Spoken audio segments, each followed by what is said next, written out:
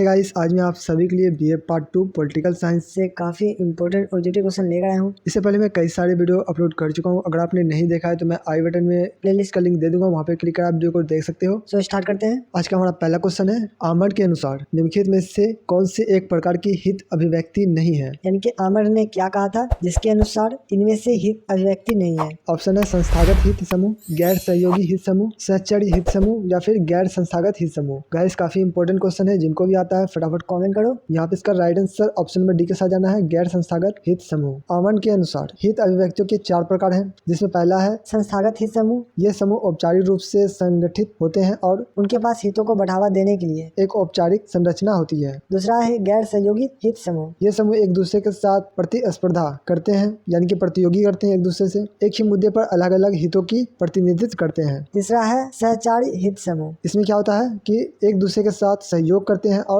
एक दूसरे के मुद्दे पर समान हितों का प्रतिनिधित्व करते हैं। चौथा है गैर संस्थागत हित समूह। ये समूह औपचारिक रूप से संगठित नहीं होते हैं और उनके पास हितों को बढ़ावा देने के लिए कोई औपचारिक संरचना नहीं होती है। तो ये थे 4 हित समूह। ठीक है, क्वेश्चन नंबर 2 देख लेते हैं। निम्नलिखित में से कौन सी दलीय प्रणाली का एक गुण नहीं है, यानी आपको बताना है कि इनमें से कौन एक दलीय प्रणाली का गुण नहीं है। ऑप्शन है मजबूत सरकार, धीमा निर्णय, एकता। तो राइट आंसर ऑप्शन में सी हो जाएगा एकता। ठीक है, निम्नलिखित में से कौन सी दलीय प्रणाली गुण नहीं है, तो ये नहीं है एकता का। ठीक है, दलीय प्रणाली में कई गुण होते हैं, जिसमें शामिल है मजबूत सरकार। ठीक है, मजबूत सरकार एक दलीय प्रणाली का गुण है। एक दलीय प्रणाली में एक ही दल के पास बहुमत होता है, जिससे सरकार को कानून बनाने में, नीतियों बनाने में आसानी होती है। स्थिरता, दलीय प्रणाली में सरकार को गिराने की संभावना कम होती है। कुशलता, एक दलीय प्रशासन में सरकार को निर्णय लेने में, नीतियों बनाने में समय मिल जाती है। ठीक है, क्वेश्चन नंबर 3 है, भारत की कार्यपालिका किस पे आधारित है। काफी इंपॉर्टेंट क्वेश्चन है, ये क्वेश्चन एग्जाम में पूछा जा चुका है कि भारत की जो कार्यपालिका है वह किस पे आधारित है। ठीक है, ऑप्शन है अमेरिका पैटर्न पर, ब्रिटिश पैटर्न पर, कनाडियन पैटर्न पे या इनमें से कोई नहीं। तो गाइस जिनको भी आता है सभी कमेंट करना फटाफट। यहाँ पे इसका right answer option number B के साथ जाना है। ठीक है, ब्रिटिश पैटर्न पे भारत की जो कार्यपालिका आधारित है वह आधारित है ब्रिटिश पैटर्न पर। क्वेश्चन नंबर 4 है, धन विधेयक किस अधिकारी की सहमति से राज्य विधानमंडल में पेश किया जा सकता है। ठीक है, राज्य विधानमंडल में जो धन विधेयक पेश किया जा सकता है किसकी सहमति से किया जा सकता है। ऑप्शन है राष्ट्रपति, राज्यपाल, प्रधानमंत्री या फिर मुख्यमंत्री। तो गाइस यहाँ पे इसका right answer option number B हो जाएगा राज्यपाल। ठीक है, ये राज्य के लिए बात हो रहा है, ठीक है, केंद्र के लिए नहीं। ठीक है, ये राज्य में जो धन विधेयक पेश किया जाता है विधानमंडल में, ठीक है, वो किसके सिफारिश से किया जाता है, ये किया जाता है राज्यपाल के। क्वेश्चन नंबर 5 है, किस संविधान संशोधन द्वारा मतदान की आयु 21 वर्ष से 18 वर्ष कर दिया गया। यानी कि ऐसा कौन सा अनुच्छेद को संशोधन किया गया। ठीक है, ऐसा कौन सा संविधान अनुच्छेद को संशोधन किया गया जिसके अनुसार जब उम्र 21 वर्ष था वोटिंग देने का, उससे घटाकर 18 वर्ष कर दिया गया। ऑप्शन है 63वें संशोधन द्वारा, 60वें संशोधन द्वारा, 61वें संशोधन द्वारा या फिर 62वें संशोधन द्वारा। काफी इंपॉर्टेंट क्वेश्चन है, जिनको भी आता है कमेंट करो। यहाँ पे इसका राइट आंसर ऑप्शन में हो जाएगा 63वें संशोधन द्वारा। 21 वर्ष से उम्र घटाकर 18 वर्ष कर दिया गया वोटिंग देने का, वह किस संशोधन द्वारा किया गया, 63वें संशोधन द्वारा। इससे पहले मतदान की जो आयु थी वह थी 11 वर्ष, अब कितना है 18 वर्ष। क्वेश्चन नंबर 6 है, पहला देश कौन सा है जिसने अपने संविधान के लिए प्रस्तावना को अपनाया। यानी कि सबसे पहला देश बताना है जिसने प्रस्तावना को अपनाया, वह कौन सा देश था। ठीक है, ऑप्शन है अमेरिका, ब्रिटेन, भारत या फिर कनाडा। ये था पहला देश अमेरिका। ठीक है, अमेरिका था जिसने संविधान की प्रस्तावना को अपनाया था, संविधान में प्रस्तावना को अपनाया था। और ये कब अपनाया था, अगर ये पूछ ले तो 1787 में। ठीक है, 1787 में अमेरिका ने प्रस्तावना को अपनाया था। क्वेश्चन नंबर 7 है, भारतीय संविधान की प्रस्तावना आधारित है, यानी कि भारतीय संविधान का जो प्रस्तावना है वह किस पे आधारित है। ऑप्शन है भारतीय दर्शन पर, उद्देश्य संकलन पर, धर्म सिद्धांत पर या भारतीय सांस्कृतिक पर। काफी इंपोर्टेंट है, जिनको भी आता है क्या करना है, कमेंट करना है। ठीक है, राइट आंसर ऑप्शन हो जाएगा भारतीय दर्शन पर। भारतीय संविधान का जो प्रस्तावना आधारित है भारतीय दर्शन पर आधारित है। इस प्रस्तावना में सत्यमेव जयते का उल्लेख है, जो कि एक प्राचीन भारतीय सूत्र है जिसका अर्थ होता है सत्य ही जीतता है। ठीक है, सत्य का हमेशा जीत होता है, सत्य ही जीतता है। संविधान में और भी कई सारे तत्वों को ऐड किए गए हैं, जैसे कि न्याय, समानता, स्वतंत्रता, कई सारे चीज है जो इसमें ऐड है। चलिए क्वेश्चन नंबर 8 देख लेते हैं, प्रस्तावना में वर्णित हम यानी कि वी का क्या मतलब होता है। ये क्वेश्चन एग्जाम में आ चुका है कि जो हम लिखा जाता है संविधान में वी, उसका क्या मतलब होता है। ऑप्शन है भारत सरकार, सर्वोच्च न्यायालय, भारतीय संसद या हम भारत के लोग। तो गाइस जिनको भी आता है कमेंट करो, ये क्वेश्चन आ सकता है एग्जाम में, ध्यान रखना। Right answer option number D के साथ जाना है, हम भारत के लोग। प्रस्तावना में वर्णित हम यानी कि वी का जो मतलब है वो मतलब है हम भारत के लोग। क्वेश्चन नंबर 9 है, हमारी प्रस्तावना में उल्लेखित सामाजिक, आर्थिक और राजनीतिक न्याय का आदर्श कहाँ से लिए गए हैं। यानी कि आपको बताना है कि हमारे प्रस्तावना में जो उल्लेखित है सामाजिक, आर्थिक और राजनीतिक न्याय का आदर्श, ये सभी कहाँ से लिए गए हैं। ऑप्शन है फ्रांसीसी क्रांति से, रूस क्रांति से, अमेरिकी गृह युद्ध से या इनमें से कोई नहीं। गाइस काफी काफी इंपॉर्टेंट है। तो यहाँ पे इसका राइट आंसर ऑप्शन में हो जाएगा फ्रांसीसी क्रांति से। हमारी प्रस्तावना में उल्लेखित सामाजिक, आर्थिक तथा राजनीतिक न्याय का आदर्श जो लिया गया है वो लिया गया है फ्रांसीसी क्रांति से। क्वेश्चन नंबर 10 है भारतीय संविधान निम्नलिखित में से किस न्याय को सुनिश्चित करता है, यानी कि कौन सा न्याय है जिसे भारतीय संविधान सुनिश्चित करता है। ऑप्शन है सामाजिक, आर्थिक, राजनीतिक या उपयुक्त सभी। तो गाइस यहाँ पे right answer option number D हो जाएगा उपयुक्त सभी। ठीक है, सामाजिक, आर्थिक, राजनीतिक ये सभी हो जाएगा। इन सभी न्याय को सुनिश्चित करता है भारतीय संविधान। संविधान में सामाजिक न्याय के लिए 14 से 18 वर्णित है, वहीं आर्थिक न्याय के लिए 38 से 39 में इसका वर्णन किया गया है, वहीं राजनीतिक न्याय के लिए 32 से 35 में इसका वर्णन किया गया है। ठीक है, ध्यान रखना।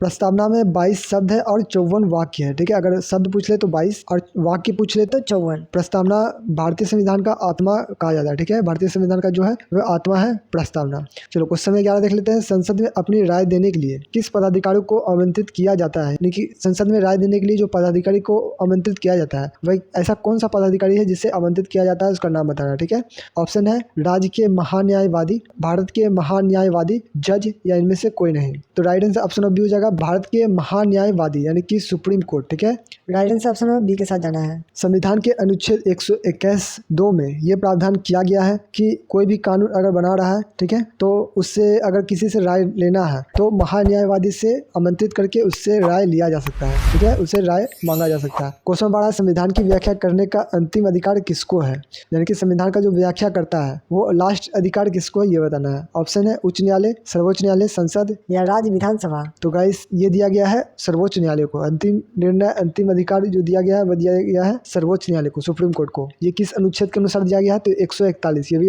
याद रखना। अनुच्छेद 141 के अनुसार सर्वोच्च न्यायालय को अंतिम निर्णय लेने का अधिकार दिया गया है। क्वेश्चन नंबर 13 है NRI प्रवासीय भारतीय दिवस किस दिन मनाया जाता है। काफी इंपॉर्टेंट क्वेश्चन है, ये क्वेश्चन आ सकता है एग्जाम में और जनरल भी ये क्वेश्चन पूछा जाता है। तो NRI प्रवासी भारतीय दिवस कब मनाया जाता है ये बताना है। ऑप्शन है 9 मार्च, 9 जनवरी, 10 मार्च, 10 जनवरी। तो ये मनाया जाता है 9 मार्च को। ठीक है, राइट आंसर ऑप्शन हो जाएगा 9 मार्च। भारत सरकार द्वारा 9 मार्च को NRI प्रवासी भारतीय दिवस के रूप में मनाए जाने का प्रावधान किया गया है। क्वेश्चन 14 है कौन पहला भारतीय राज्य को भाषा के आधार पर बनाया गया है, यानी कि आपको बताना है ऐसा कौन सा राज्य है जिससे भाषा के आधार पर बनाया गया है, नामकृत किया गया है। ठीक है, ऑप्शन है उत्तरांचल, बिहार, उत्तर प्रदेश या आंध्र प्रदेश। ये क्वेश्चन देखो सभी एग्जाम में पूछा जाता है। ठीक है, ध्यान रखना। तो ये बनाया गया है आंध्र प्रदेश को। ठीक है, आंध्र प्रदेश को बनाया गया है भाषा के आधार पर। अच्छा, ये कब बनाया गया था, ये बनाया गया था 1 नवंबर 1956 को। याद रखना 1 नवंबर 1956 को भाषा के आधार पर आंध्र प्रदेश को बनाया गया था एक राज्य। क्वेश्चन 15 है भारत के किस राज्य में पंचायती राज व्यवस्था नहीं है, यानी कि आपको बताना है कि भारत का ऐसा कौन सा राज्य है जिसमें पंचायती राज व्यवस्था जो होता है वो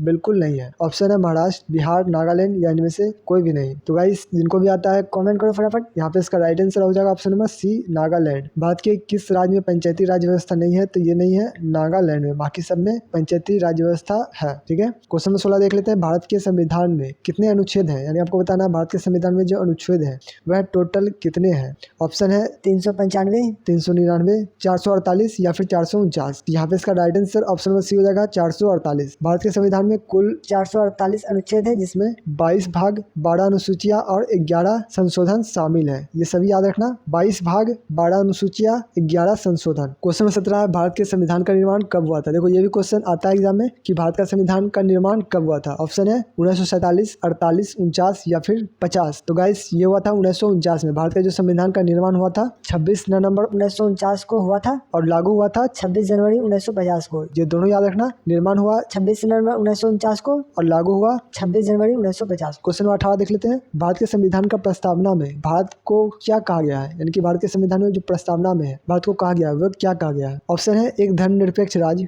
एक लोकतांत्रिक राज्य, एक समाजवादी गणराज्य या इनमें से सभी। तो guys right answer option D के साथ जाना है, इनमें से सभी। ठीक है, एक धर्मनिरपेक्ष राज्य कहा गया है, एक लोकतांत्रिक गणराज्य कहा गया है, एक समाजवादी गणराज्य कहा गया है। तो राइट आंसर ऑप्शन डी के साथ जाना है। क्वेश्चन नंबर 19 है भारत के संविधान की सर्वोच्चता का अर्थ क्या है, यानी कि भारत के संविधान में जो सर्वोच्चता है उसका अर्थ क्या है ये बताना है। ऑप्शन है संविधान के सभी प्रस्तावनों को लागू करना अनिवार्य है, संविधान को किसी भी कानून के अधिकार शक्ति प्राप्त है, संविधान के प्रावधानों को बदला नहीं जा सकता है, या ऑप्शन नंबर डी इनमें से कोई भी नहीं। तो गाइस आपके हिसाब से कौन होगा कमेंट करो फटाफट। यहाँ पे इसका right answer option number A हो जाएगा, संविधान के सभी प्रावधानों को लागू करना अनिवार्य है, यानी कि संविधान में जो भी प्रावधान लिखा गया है वह सभी लागू करना अनिवार्य है। Option number A right answer हो जाएगा। क्वेश्चन नंबर 20 है भारत में राष्ट्रपति का चुनाव कैसे होता है, यानी आपको बताना है भारत में जो राष्ट्रपति का चुनाव होता है वह कैसे होता है। ऑप्शन है प्रत्यक्ष रूप से, अप्रत्यक्ष रूप से, संसद द्वारा या राज्य विधानसभाओं द्वारा। जिनको भी आता है कमेंट करो फटाफट। यहाँ पे इसका राइट आंसर हो जाएगा ऑप्शन नंबर बी, अप्रत्यक्ष रूप से। ठीक है, बात की जो राष्ट्रपति का चुनाव होता है वो होता है